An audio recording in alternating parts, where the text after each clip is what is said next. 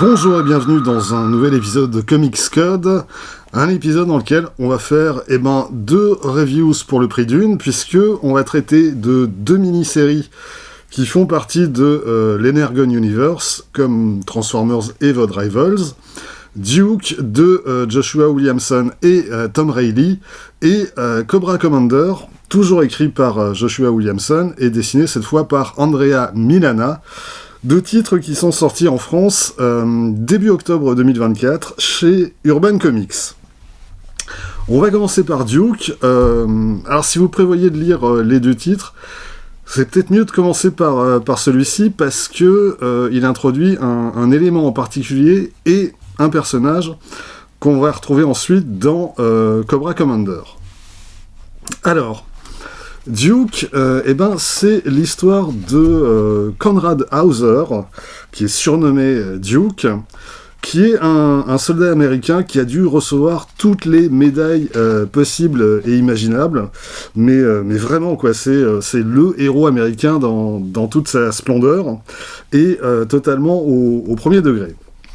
Et en fait, Duke, c'est pas tout à fait la première fois qu'on le rencontre.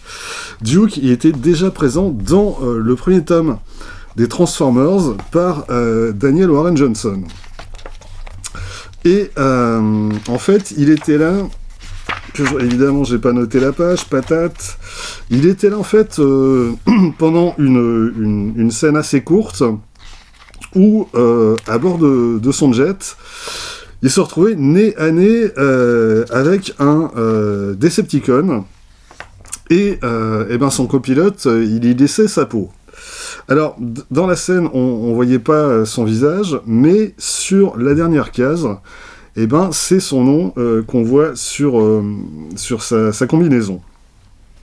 Alors, c'est pas très grave si vous n'avez pas lu Transformers, parce que la scène, elle est revisitée dans les premières pages de Duke.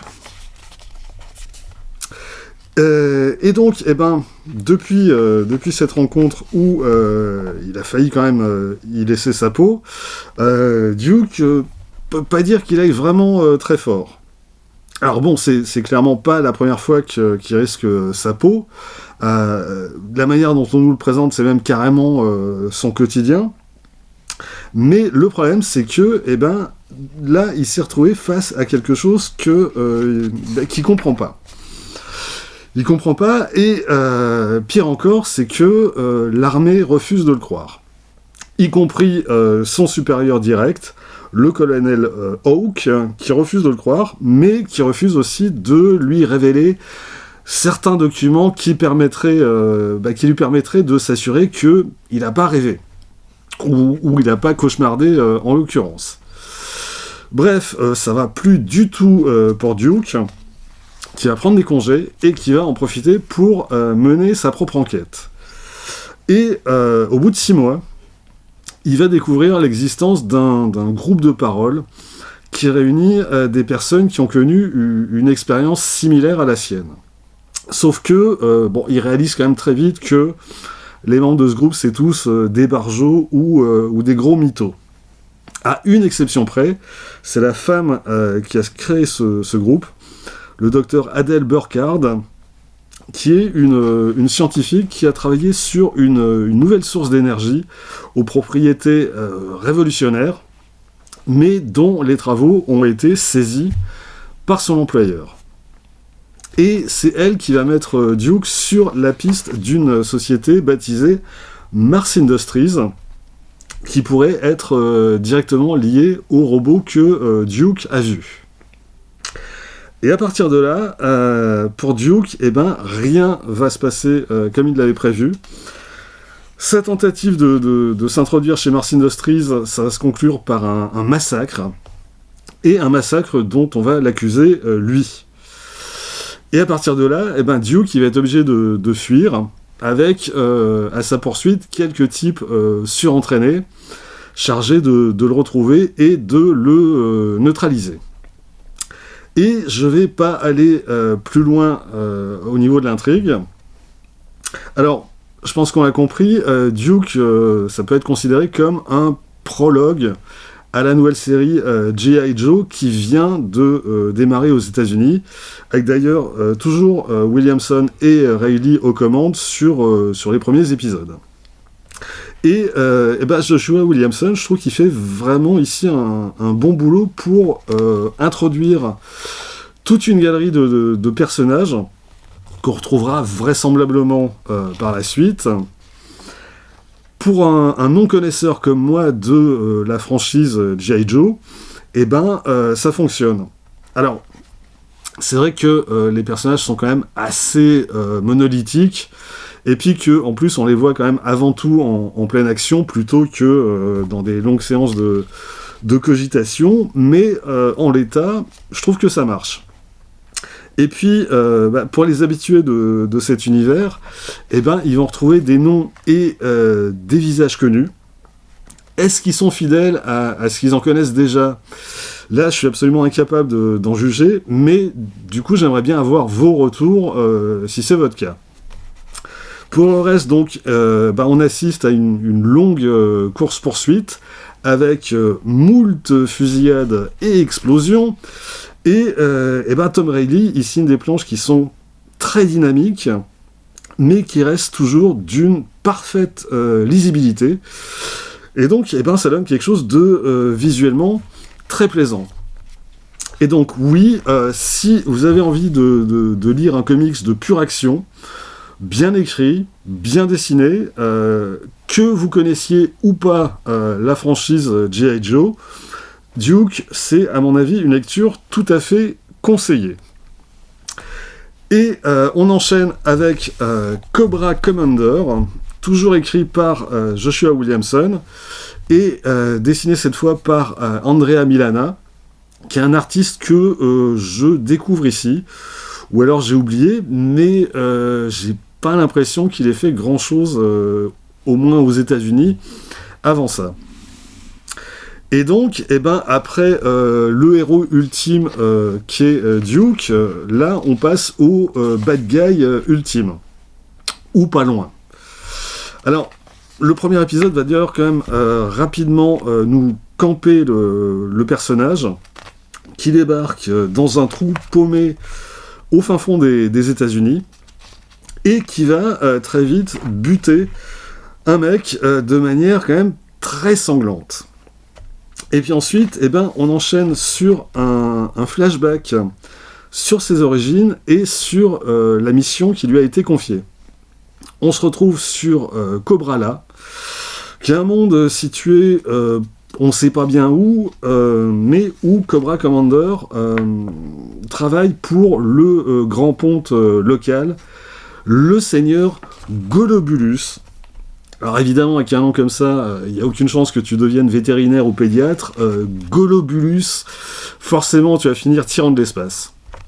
Mais bon, Cobra Commander bosse donc pour ce seigneur Golobulus, jusqu'à ce qu'une révolte populaire éclate, que lui, il perde son visage, et surtout, qu'il soit accusé de trahison par Golobulus. Et alors, cette introduction, franchement, elle n'est pas très claire. On a un peu de mal à comprendre ce qui s'y passe, qui est qui, quels sont les enjeux, pourquoi la population s'est attaquée à des scientifiques. Ça, en fait, je l'ai compris que à la toute fin de l'album, alors que ça aurait dû être explicite dès le début. On ne sait pas non plus d'où vient Cobra Commander. Il est mentionné à plusieurs reprises qu'il n'est pas originaire de Cobra-La, mais en fait on n'en saura pas plus. Ce qu'on va découvrir malgré tout dans cette première partie, c'est que Cobra Commander a capturé un Transformer qu'on va voir ici. Et plus précisément, il a capturé un Decepticon.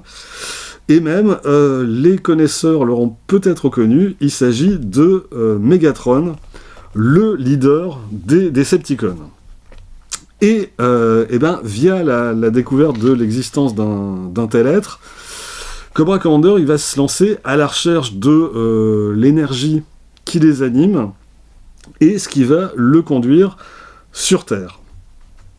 Et alors, voilà, autant l'introduction des différents personnages dans Duke fonctionne bien, autant ici, je trouve que Joshua Williamson, il a plus de mal à introduire ces différents protagonistes, mais ça va quand même s'améliorer par la suite.